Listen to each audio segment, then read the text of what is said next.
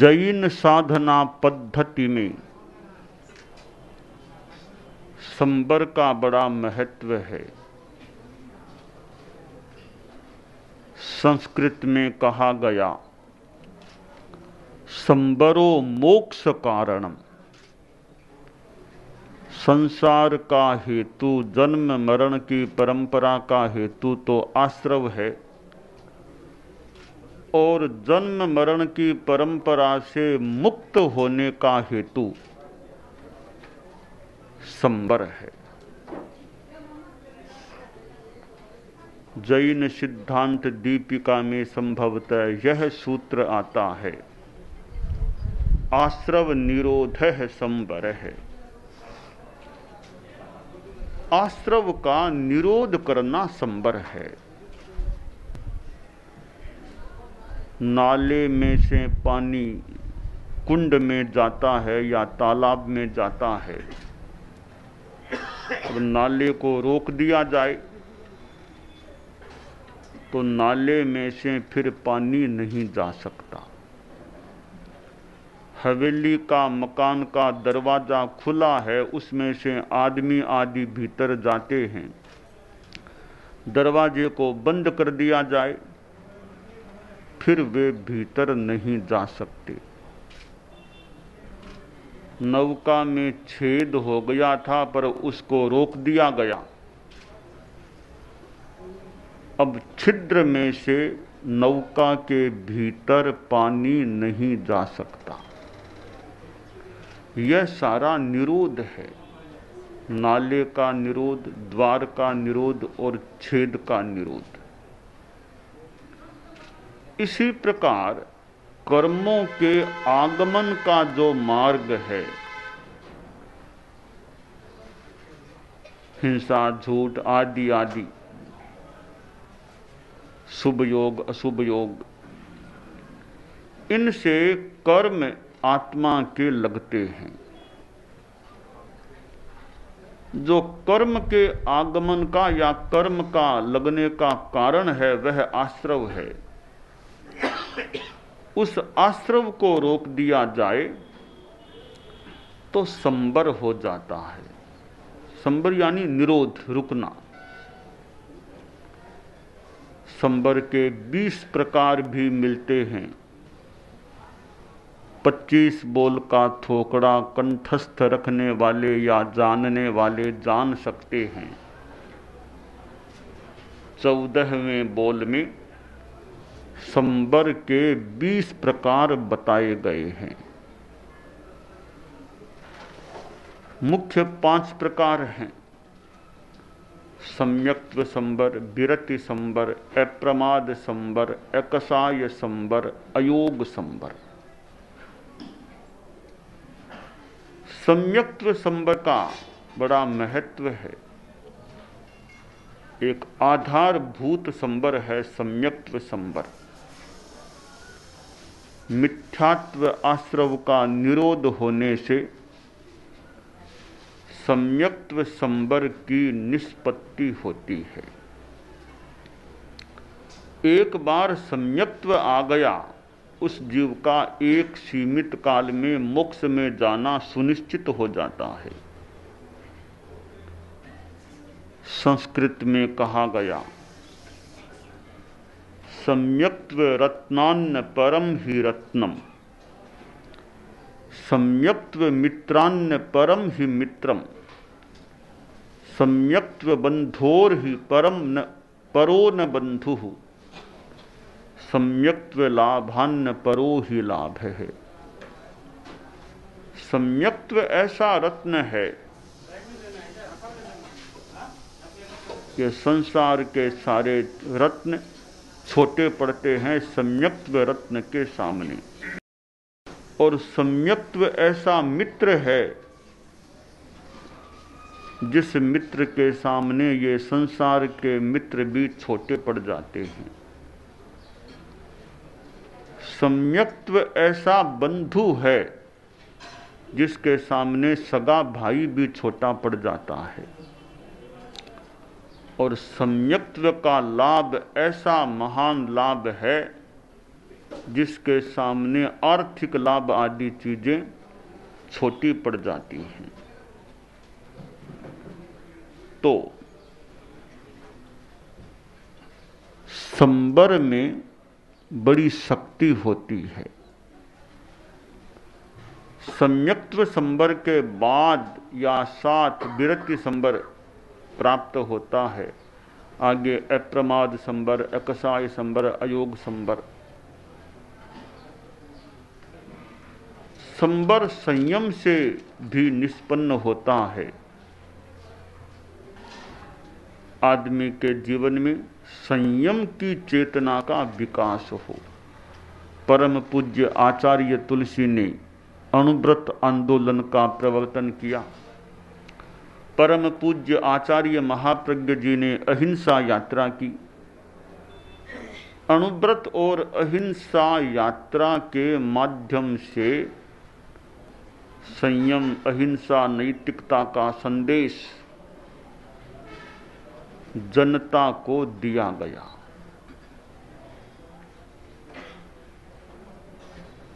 राग द्वेष मुक्ति की साधना संयम की बड़ी साधना है। प्रियता अप्रियता में न जाना, न राग करना और न द्वेष करना। अनुकूलता में राग नहीं करना, प्रतिकूलता में द्वेष नहीं करना। समता में अवस्थित रहना। जिस आदमी ने समता को आत्मसात कर लिया, इसका मतलब महान सुख उसे प्राप्त हो गया है। समता आने का मतलब अभय का भाव भी आ गया, अद्वेष का भाव आ गया, अराग का भाव आ गया। जिसमें भय नहीं है, जिसमें राग नहीं है, क्रोध नहीं है, द्वेष नहीं है, निष्कषाय जो आदमी बन गया है, वह दुनिया का परम सुखी व्यक्ति हो सकता है। जो रागी हैं, द्वेषी हैं, भयभीत हैं, उनके पास भले पैसा कितना भी हो जाए, पर वैसा सुख नहीं मिल सकता जो सुख एक वीतराग आदमी को प्राप्त होता है। साधु जो समता का आराधक है, कितना सुखी होता है। साधु भी समता की साधना करता है तो सुखी होता है। अगर समता की साधना न करे तो साधु भी उतना सुखी नहीं हो सकता। साधक से पूछा गया, क्या साधना करते हो? तो उसने कहा, जी भूख लगने पर भोजन कर लेता हूँ, प्यास लगने पर पानी पी लेता हूँ, नींद आने की स्थिति होने पर सो जाता हूँ, बस ये साधना है। पृच्छक ने, प्रश्नकर्ता ने कहा, जी यह काम तो मैं भी करता हूँ। भूख लगने पर खाता हूँ, प्यास लगने पर पानी पीता हूँ और अलसाने पर सो जाता हूँ, नींद लेता हूँ। तुम्हारे में मेरे में क्या फर्क? तुम साधक कहलाते हो, मैं सामान्य संसारी आदमी, दोनों में क्या फर्क है? साधक ने कहा, फर्क यह है, मैं केवल खाता हूं, मैं केवल पीता हूं, मैं केवल सोता हूं। खाता हूं तो केवल खाना, राग द्वेष नहीं करना और विचारों में नहीं बहना, भाव क्रिया में रहना। पीता हूं तो पानी आदि के प्रति भी राग द्वेष नहीं, केवल पीता हूं, भावक क्रिया में रहता हूं। सोता हूं तो भी राग द्वेष मुक्त समता भाव में सोता हूं।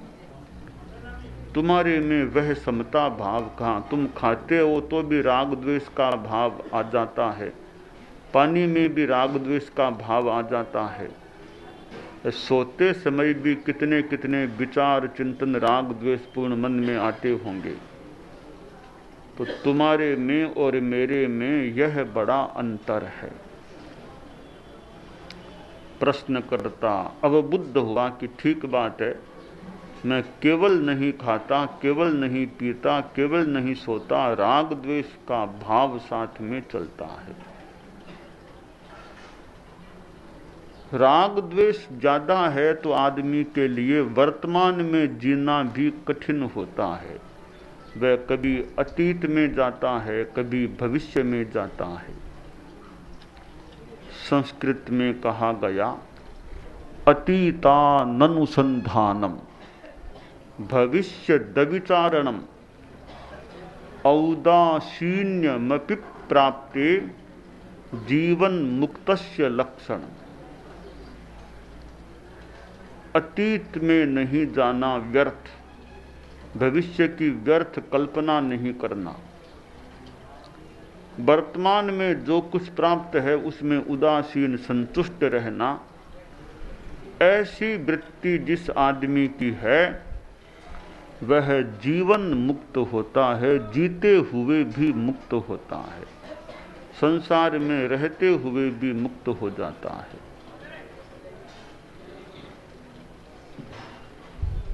और विनिवृत्त परासानाम इहैव मोक्षः सुविहितानाम निर्जित मद मदनानाम मनोवाक्काय विकार रहितानाम विनिवृत्त परासानाम इहैव मोक्षः सुविहितानाम। लगभग यही भाषा श्लोक की होगी कि यही मोक्ष है किनका? जिन्होंने मद और मदन, अहंकार और काम वासना को जीत लिया है, जो मानसिक, वाचिक और कायिक विकारों से रहित हो गए हैं,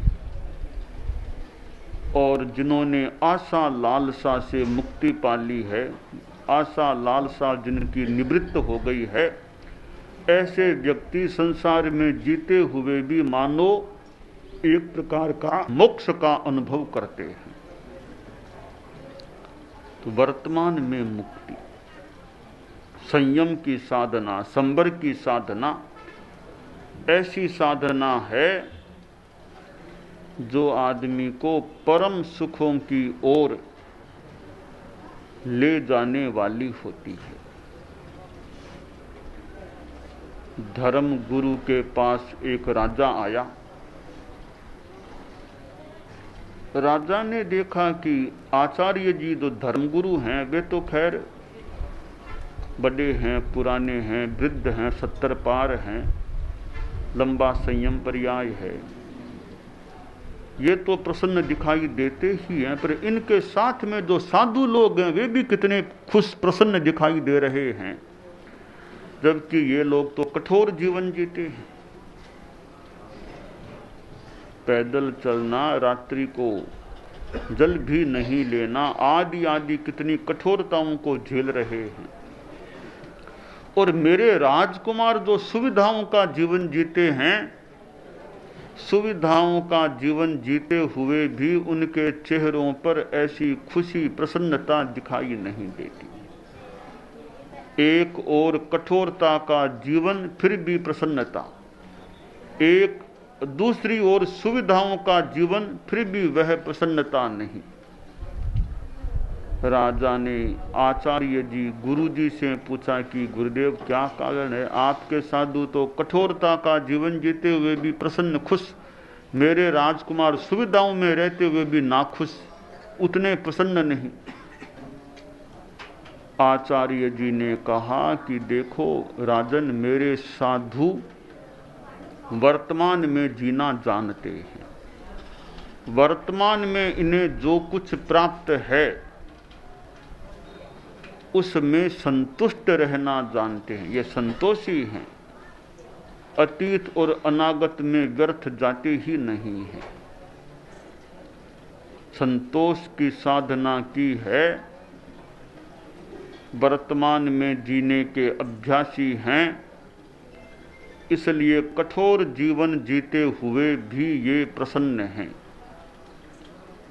तुम्हारे राजकुमार संतोष को धारण नहीं कर सके हैं, इसलिए वे सुविधाओं का जीवन जीते हैं, पर उनको वह शांति नहीं है।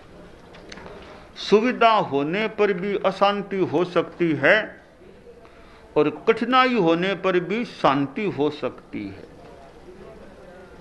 बाहर की स्थितियां प्रतिकूल पर मन में शांति, बाहर की स्थितियां अनुकूल पर मन में किसी बात को लेकर अशांति हो सकती है। आदमी चिंता में चला जाता है। संस्कृत में कहा गया, चिंता चिता समा प्रोक्ता बिंदु मात्रस्य भेदतः चिता दहति निर्जीवम चिंता सजीव मप्यहो। कवि ने कहा कि चिंता और चिता समान है। समान कही गई, एक बिंदु का अंतर है। चिंता और चिता बिंदु मात्र भेद पर समान है, परंतु अंतर है। अंतर क्या है कि चिता तो निर्जीव को, सबको जलाती है, चिंता सजीव को भी जला देती है। जो तनाव में रहने वाला है, अशांति में रहने वाला है, चिंता का जीवन जीने वाला है, उसे भीतरी सुख कैसे मिले? जो तनाव मुक्त, राग द्वेष मुक्त रहने वाला है,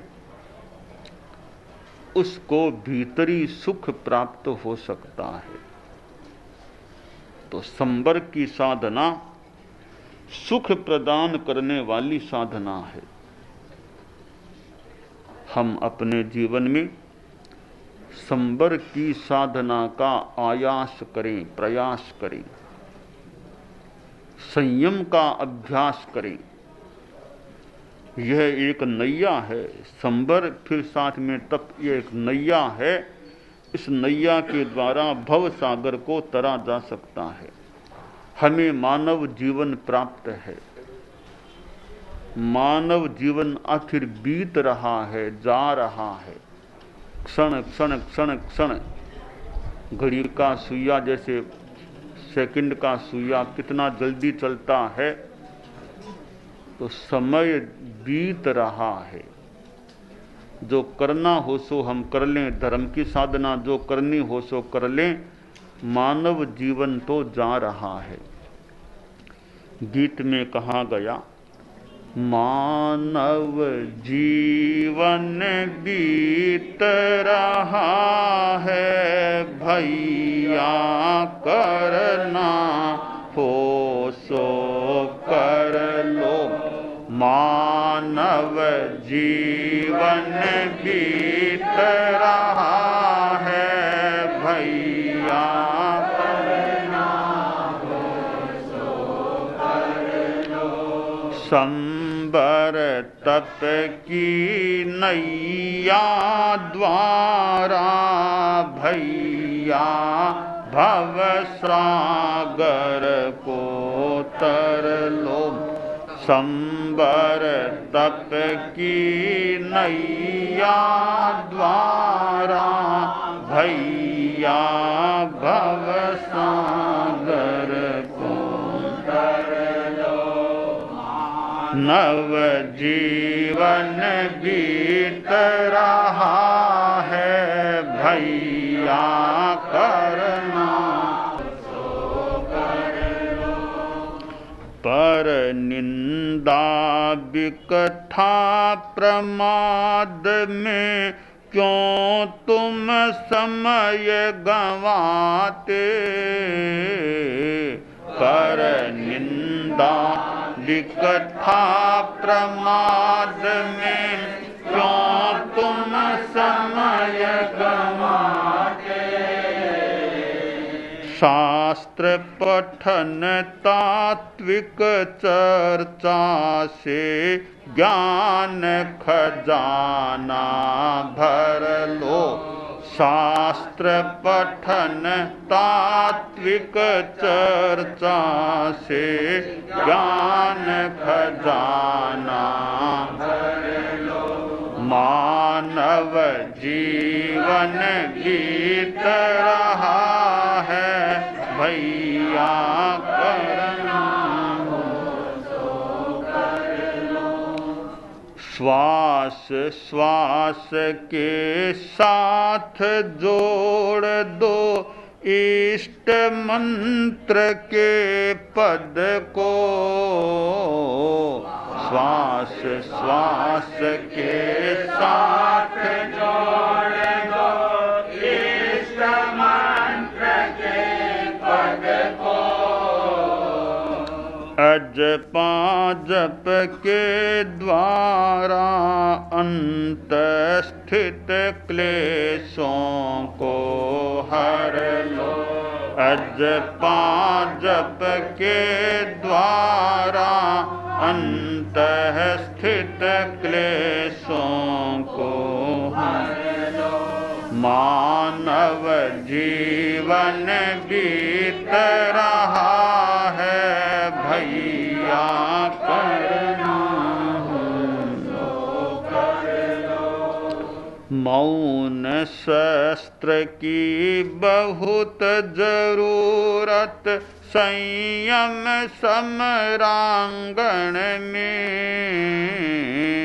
मौन शस्त्र की बहुत जरूरत संयम समरांगण में। सहज मधुरता निश्चलता से वाक्पटुता को वर लो।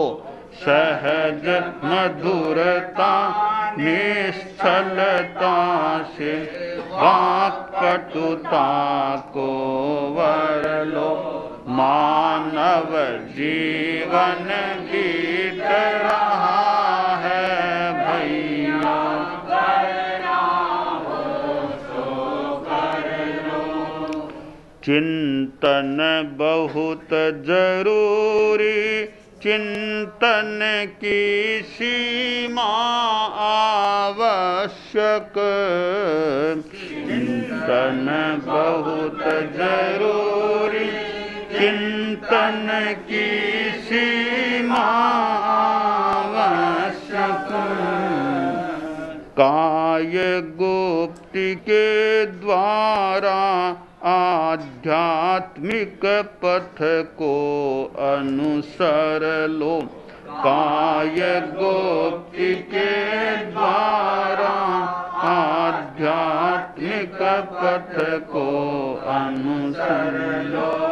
मानव जीवन बीत रहा है भैया करना हो कर लो। संबर तप की नैया द्वारा भैया भवसागर को तर लो। मानव जीवन बीत रहा है भैया करना हो सो कर लो। तो हम जागरूक बने और जीवन में जितना हो सके संबर की साधना तप की आराधना करें। आज के वक्तव्य में मैंने संबर पर प्रकाश डालने का प्रयास किया है।